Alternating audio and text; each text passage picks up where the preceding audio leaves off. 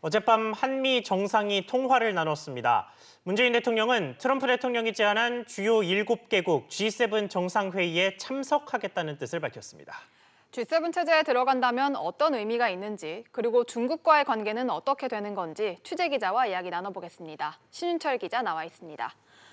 신 기자, 이 어젯밤 한미 정상통화에서 어떤 얘기들이 나왔나요? 네, 어제 통화에서 도널드 트럼프 미국 대통령은 올해 G7 정상회의 주최국으로 한국을 초청한다고 밝혔는데요. 문 대통령은 이에 대해 초청에 기꺼이 응할 것이며 방역과 경제 양면에서 한국이 할 수 있는 역할을 하겠다고 화답했습니다.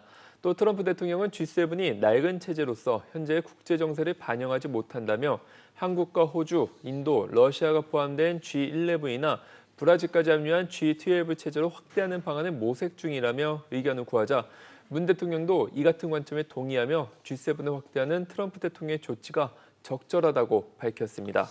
네, 그런데 이 트럼프 대통령이 이렇게 우리나라의 합류를 제안한 게 사실상의 중국 압박이라는 해석이 많아서 지금 미중 갈등 속에 우리가 어떤 선택을 할 것이냐 이런 것과 관련해서 우려가 참 많았단 말이죠. 그런데 이렇게 빨리 미국의 제안을 수용한 배경이 뭘까요?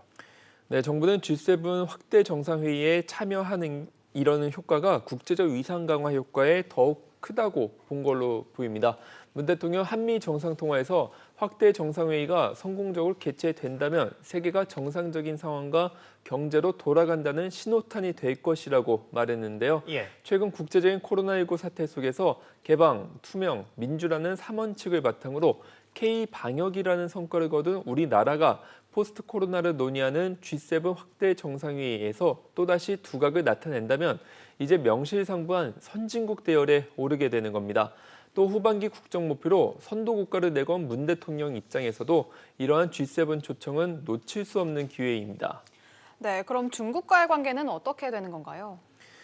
네, 이번 트럼프 대통령이 초청한 나라가 우리나라 이외에도 호주와 인도, 러시아가 있습니다. 모두 중국과 인접한 국가들이고 백악관 역시 이번 회의에 대해 중국과 관련된 미래 문제를 논의하기 위해라고 대놓고 밝혔습니다.